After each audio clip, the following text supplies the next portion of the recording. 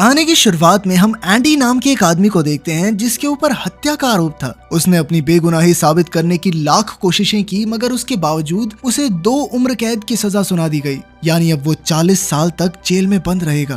अपनी इसी सजा के चलते उसे शॉशैंक जेल में भेज दिया गया, जिसे पूरे देश में एक बहुत ही खतरनाक जेल माना जाता था। उधर जेल में रेड नाम के एक खूनी का इंटरव्यू चल रहा था, जिसके हिसाब से ये तय किया जाएगा कि उसे बेल मिलेगी या नहीं। अभी तक रेड उस जेल में 20 साल गुजार चुका था और अपनी पूरी कोशिशों के बाद भी उसे आज तक बेल नहीं मिली थी, जिसके बाद वो वापस अपनी जेल की जिंदगी जीने के लिए तैयार था। उसी वक्त जेल में कुछ नए कैदियों को लाया गया, जिनमें एंडी भी मौजूद था। उन नए कैदियों को देखते हुए सभी कैदियों ने ये शर्त लगाना शुरू कर दिया कि आखिर इनमें से कौन सबसे पहले रोएगा, जिस पर रेड ने अपने पैसे एंडी के ऊपर लगाए। पर उस रात एंडी की बजाय एक दूसरा कैदी जोर जोर से रोने लग गया, जिसकी आवाज सुनते ही कैप्टन हेडली अपने साथियों के साथ तुरंत ही वहां पहुंच गया। असल में हेडली को कैदियों को पीटने में बहुत मजा आता था और उसने उस रात बड़ी बेरहमी से उस कैदी को कई घंटों तक पीटा। अगली सुबह सभी कैदियों को ये खबर मिली कि हेडली की मार के चलते उस कैदी ने अपनी जान ही गंवा दी। कुछ दिनों बाद एंडी को ये पता चल गया कि रेड बाहर का सामान जेल के अंदर ला सकता था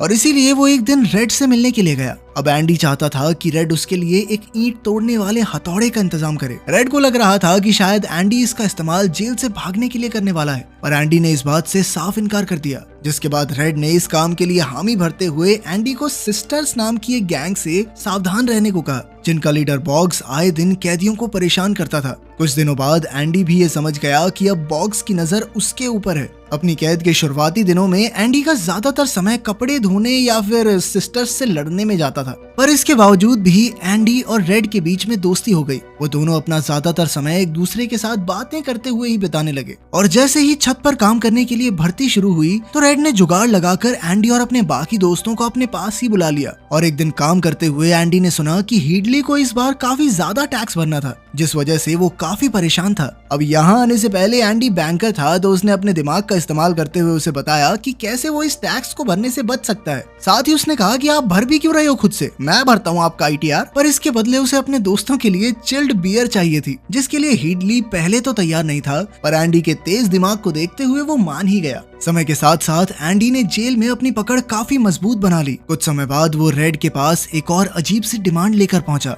और इस बार उसे रीटा हेवर्थ नाम की एक्ट्रेस के पोस्टर चाहिए थे, जिसके लिए रेड तुरंत ही तैयार हो गया। अगले दिन सिस्टर्स ग्रुप ने एक बार फिर से एंडी के ऊपर हमला कर दिया, पर इस बार एंडी ने डरने की बजाय बॉक्स को धमकी देना शुरू कर दिया, जिससे बॉक्स और उसके साथी दोनों ही डर गए। पर एंडी को छोड़ने से पहले उन्होंने उसे काफी पीटा, जिसके चलते बॉक्स को 1 महीने के लिए अकेले अंधेरे कमरे में बंद कर दिया गया। और जैसे ही वो बाहर निकला तो हेडली ने उस पर इतना भयंकर हमला किया कि बॉक्स हमेशा के लिए अपाहिज हो गया। उधर जब एंडी जेल हॉस्पिटल से वापस आया तो रेड और उसके साथियों ने उसे कुछ पत्थर और उसी एक्ट्रेस रीटा का पोस्टर तोहफे में दिया। उधर जेल वार्डन सैमुअल को भी एंडी के तेज दिमाग के बारे में पता चल गया और एक दिन छानबीन के बहाने वो एंडी से मिलने के लिए आया, जो उस वक्त बाइबल पढ़ रहा था। ये देखकर सैमुअल काफी खुश था और छानबीन के दौरान भी कुछ नहीं मिला, जिसके बाद सैमुअल चुपचाप वहां से चला गया। अगले दिन एंडी को पता चला कि उसे अब जेल की लाइब्रेरी में ब्रुक्स नाम के एक कैदी के साथ काम करना था और इसके बदले में वो पुलिस वालों की टैक्स बचाने में मदद करने वाला था।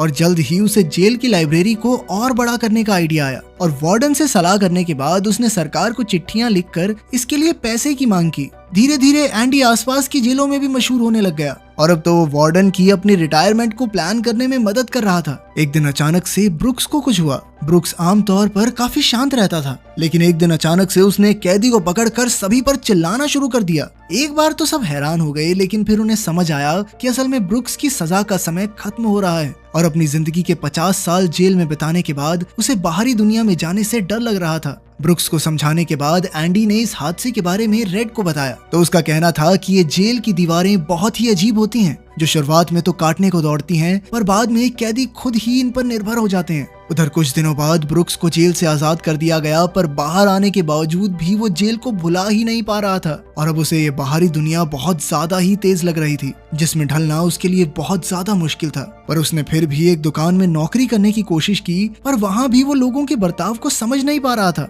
जिसके चलते उसकी परेशानियां बढ़ती ही जा रही थी। और फिर एक दिन ब्रुक्स इस बदलाव को और नहीं सह पाया उधर एंडी को जेल में 6 साल बीत गए थे और एक दिन उसकी लिखी हुई चिट्ठियों के चलते जेल को आखिरकार अपनी लाइब्रेरी बड़ी करने के लिए पैसे भी मिले और साथ ही उन्हें कुछ पुरानी किताबें और पोस्टर्स भी दिए गए, जिनको देखते हुए एंडी की नजर एक बहुत ही मशहूर गाने की सीडी पर पड़ी और अब वो सभी कैदियों को वो गाना सुनाना चाहता था और इसीलिए अपने साथियों के साथ मिलकर उसने वार्डन को बाथरूम में बंद करके इस गाने को जेल के स्पीकर्स पर बजा दिया, जिसकी आवाज कानों में पड़ते ही खूंखार से खूंखार कैदी एकदम शांत हो गया। पर एंडी की इस हरकत की वजह से उसे 2 हफ्तों के लिए अकेले अंधेरे कमरे में डाल दिया गया। उधर जेल में अपने 30 साल पूरे करने के बाद रेड एक बार फिर से अपने पैरोल के इंटरव्यू के लिए गया, लेकिन हर बार की तरह उसकी ये कोशिश भी नाकामयाब रही और उसके इस मूड को ठीक करने के लिए एंडी ने उसे एक पोस्टर तोहफे में दिया। सरकार ने अब लाइब्रेरी का बजट कई गुना बढ़ा दिया था, जिसे एंडी काफी अच्छे से इस्तेमाल करके एक बेहतरीन लाइब्रेरी बनाना चाहता था, जिसका नाम वो अपने साथी ब्रुक्स के नाम पर रखने वाला था। अब एंडी ने बाकी कैदियों को भी पढ़ाना लिखाना शुरू कर दिया था ताकि जेल से निकलने के बाद उन सभी के पास अच्छी नौकरियां हों। वहीं दूसरी ओर वार्डन सैमुअल एंडी के दिमाग का फायदा उठाकर दिन पर दिन और अमीर होता जा रहा था। साथ ही उसने कैदियों का इस्तेमाल लेबर की तरह भी करना शुरू कर दिया था। इधर सैमुअल के काले पैसे को छुपाने के लिए एंडी ने अलग अलग बैंक्स में खाते खोले थे और ये सारे खाते रैंडील नाम के एक आदमी के थे, जो असलियत में कोई था ही नहीं। ऐसा इसलिए किया गया था ताकि अगर पुलिस छानबीन भी करे तो उन्हें रैंडील पर शक हो, ना कि वार्डन पर। कुछ सालों बाद टोनी नाम का एक कैदी सिर्फ 2 साल की सजा काटने के लिए जेल में आया। टोनी बहुत ही हंसमुख स्वभाव का था, जिसके चलते वो बहुत ही जल्द एंडी और रेड का दोस्त बन गया और एक दिन टोनी ने एंडी से अपनी हाई स्कूल डिग्री पूरी करने के लिए मदद मांगी, जिसके लिए एंडी तुरंत ही तैयार हो गया और कई महीनों तक मेहनत करने के बाद आखिरकार टोनी अपने एग्जाम के लिए बिल्कुल तैयार था। पर एग्जाम के बीच में ही उसे गुस्सा आ गया और उसने अपनी आंसर शीट डस्टबिन में फेंक दी।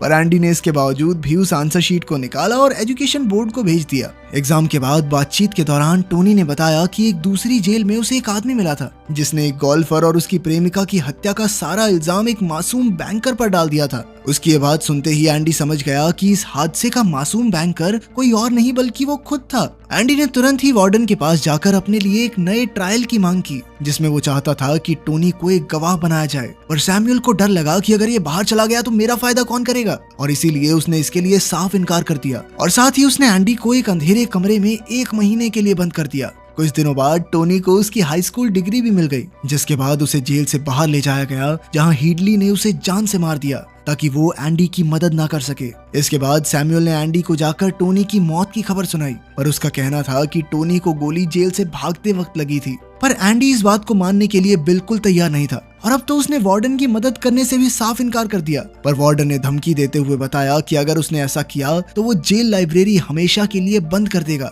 उस अंधेरे कमरे से निकलने के बाद जब एंडी रेड से मिला तो उसने उसे अपने प्यार और परिवार के बारे में बताया कि कैसे अपने काम को लेकर जुनून की वजह से वो अपनी पत्नी से दूर हो गया और इसीलिए वो खुद को अपनी बीवी के कत्ल के लिए जिम्मेदार मानता था। साथ ही एंडी ने उसे बताया कि उसका बस अब एक ही सपना है, किसी भी तरह इस जेल से निकलकर मेक्सिको के एक बीच पर पहुंचना, जहां वो अपनी जिंदगी की नई शुरुआत कर सकता है। उसने रेड को भी अपने साथ चलने का बुलावा देते हुए एक खास जगह का पता बताया, जहां उसने कुछ छुपाया हुआ था और वो चाहता था कि जेल से निकलने के बाद रेड उस जगह पर जाए। अगले दिन से एंडी ने एक बार फिर सैमुअल के लिए काम करना शुरू कर दिया, जिसके चलते रेड काफी चिंता में था और तभी उसे पता चला कि एंडी ने बाकी कैदियों से 6 फुट लंबी रस्सी का जुगाड़ करने को कहा था और ये बात सुनते ही रेड काफी ज्यादा डर गया। अगली सुबह जब एंडी अटेंडेंस के लिए नहीं पहुंचा तो कुछ देर बाद ही पता चला कि वो जेल से भाग गया है। असल में उसने रॉक हैमर की मदद से एक गुफा बनाई थी, जिसे उसने उस एक्ट्रेस के पोस्टर से ढका हुआ था और दीवार से निकलने वाली मिट्टी को वो अपनी जेब में भरकर ग्राउंड में खाली करता था। और बीती रात एंडी ने वार्डन के कई सारे जरूरी कागज और किताबें एक बैग में रख ली थी,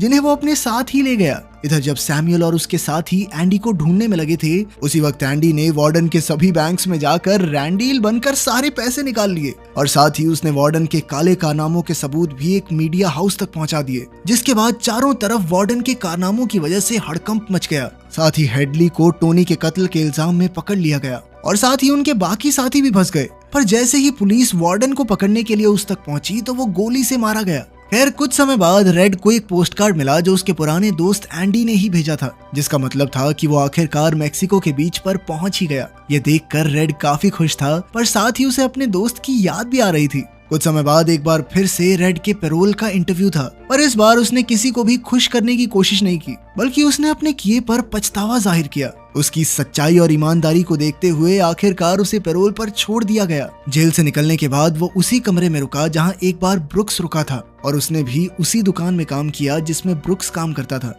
और ठीक अपने दोस्त की ही तरह वो भी बाहरी दुनिया में ढल नहीं पा रहा था और इसीलिए उसने वापस जेल जाने के बारे में सोचा। पर हर बार उसे एंडी की याद आ जाती थी और इसीलिए वो एंडी की बताई हुई उस खास जगह पर पहुंचा जहां उसे एक डब्बे में कुछ पैसे और एंडी तक पहुंचने का रास्ता भी मिला। अपने दोस्त के पास जाने से पहले रेड ने उस कमरे की दीवार पर ब्रुक्स के साथ साथ अपना भी नाम लिख दिया और अपनी सारी परेशानियों को पीछे छोड़ते हुए आखिरकार रेड भी अपने दोस्त के पास पहुंच ही गया। क्या आपकी जिंदगी में भी ऐसा कोई खास दोस्त है जो हर परेशानी में आपका साथ दे? कमेंट्स में जरूर बताना। मिलते हैं अगली वीडियो में।